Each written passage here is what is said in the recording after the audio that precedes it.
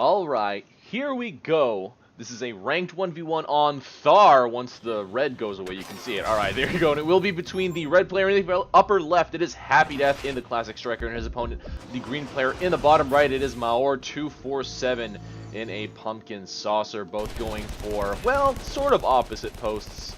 Oh no, never mind. No, yeah. So this is more guarded than this post over here, on the lower side on the right. And this is less guarded, so this is the post that I expect people to go for first. Especially, I think that is the one that the creeps go to. Maor, I think. Oh, okay, so he put a couple tanks down here, so he's gonna make units do the job down there, and gonna abduct and use his own units in more. So, one thing that's been developing in the meta nowadays, is openings are very different because you have to figure out how to split your units between the neutral outposts now, your units and your mech presence, and maybe, you know, you allocate some of your mech presence to harassing the opponent. Because a more recent change in the last few months has been that all outposts on the map start as neutral. Before, they used to start as mostly friendly or completely friendly on Thar. Okay, let's see if Maor can get this chase. No, cannot. But yeah, on Thar, this bottom left here one for the top left side, that used to start friendly, and the opposite one, this one for the bottom right, also started friendly.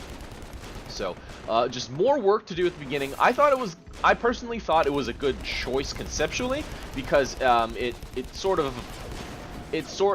conceptually, people would have to choose between going for the mid-fight starting or expanding your posts at the beginning, and Maor a couple of bear traps to delay happydeath's mid-fight capture.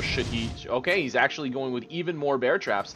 But yeah, you would in theory maybe choose between taking both your starting posts and then going for mid, or going for mid after taking your first one. But because of the way you can basically split units, it just has become a delay. So I don't know.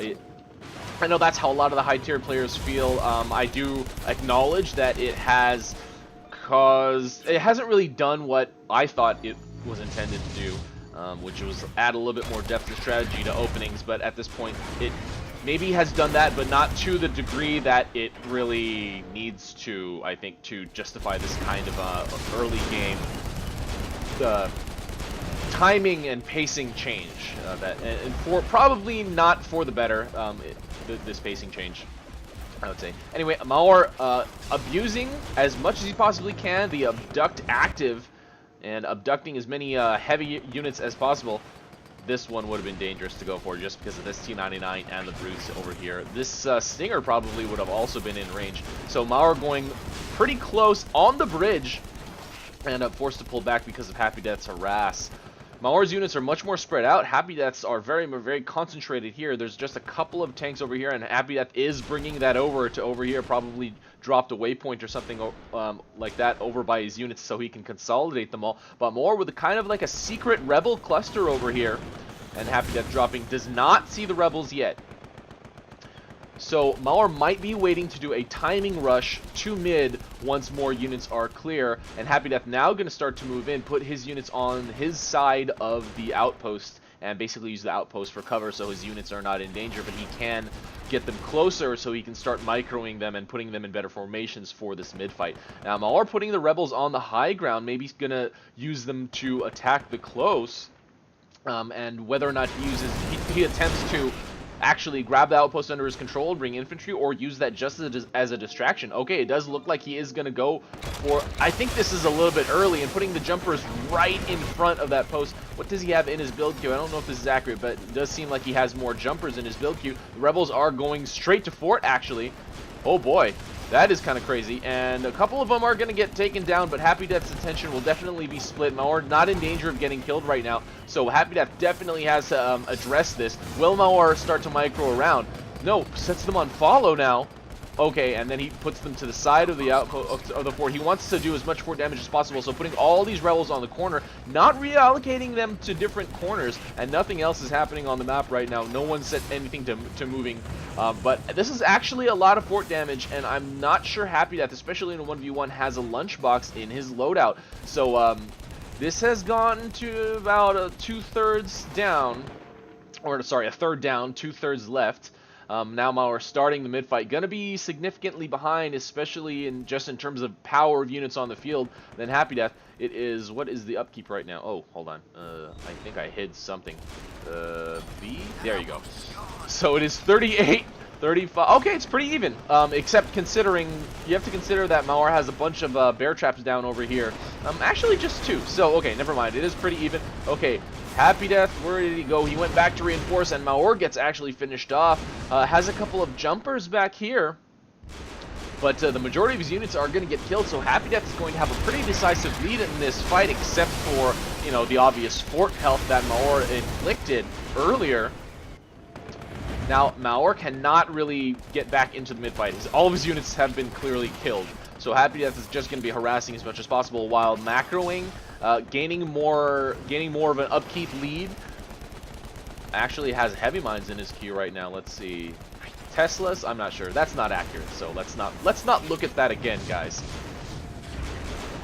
So Maor putting everything down here at the low ground. Not really sure what he's going to plan to do, but basically he can either use them to attack or wait till Happy Death moves out. But waiting till he moves out is probably a bad thing at this point, because he's allowing Happy Death, especially with that middle outpost under his control and higher income, he's allowing Happy Death to get further and further ahead. And then once Happy Death hits unit cap, he can probably do whatever he wants, or maybe start to expand to the other outposts on the map that are neutral currently, the corners. Happy Death doing a quick scout, but Maor with a bunch of brutes. Brutes are awesome, and this outpost is 100% unguarded.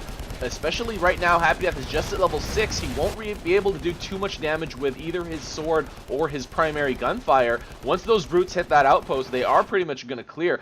They did not set off these heavy mines, because heavy mines are only set off by, well, actually they are not. It's easier to say they are not set off by infantry. And Maor gaining this outpost under his control, so now swinging the outpost count from 2 to 3 to 3 to 2. So now Maor has the advantage in income. Obviously, he has a disadvantage in overall upkeep on the field, and he could not abduct those because he was not level 6 yet. And Gangster has a level 6 requirement that is a saucer, little, you know, specific thing to know that you cannot abduct units that are level locked until you have hit that level. So once Maor hits level 6, he will be able to grab that Gangster. Okay, barely makes it back to his post, and Happy Death choosing to push backwards, taking his unit cluster. So let's see if Maor can defend against this. He now sees it. I don't think he realized it until now, but will probably need to start death raying or something, or else he will lose this this outpost. It will almost definitely go neutral here. That's a lot of tanks, and he did set that on capture, so they will focus down this outpost once they get in range. Maor gonna abduct. It's not going to keep this outpost from getting neutral, but it will delay it, and it will prevent Happy from having a unit lead here. Actually, what is Maor making? Is he producing brutes? Oh, if he was spamming brutes, he might have been able to keep that outpost under his control for a little bit longer, just because of how crazily high HP brutes have. Okay, now Happy gonna try to turn the tides of this fight. Sees defenses, decides to go back, and Maor gonna try to put pressure on mid now that Happy Death has moved his army out of it. Probably, I don't know, he might be able to neutralize this, but this won't really do much overall. Maor will be able to, or sorry, Happy will be able to maintain control of this middle outpost probably, especially because he has an army on that left side that he can reallocate just like he did for that, you know, defense and pushback earlier. So using butchers, but the butchers did not go in the outpost.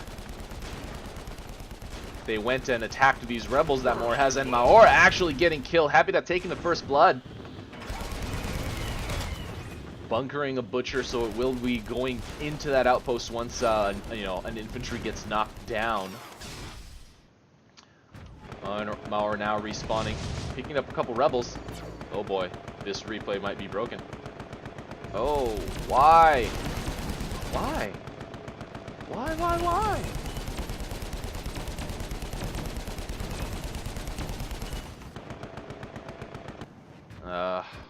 Frustration.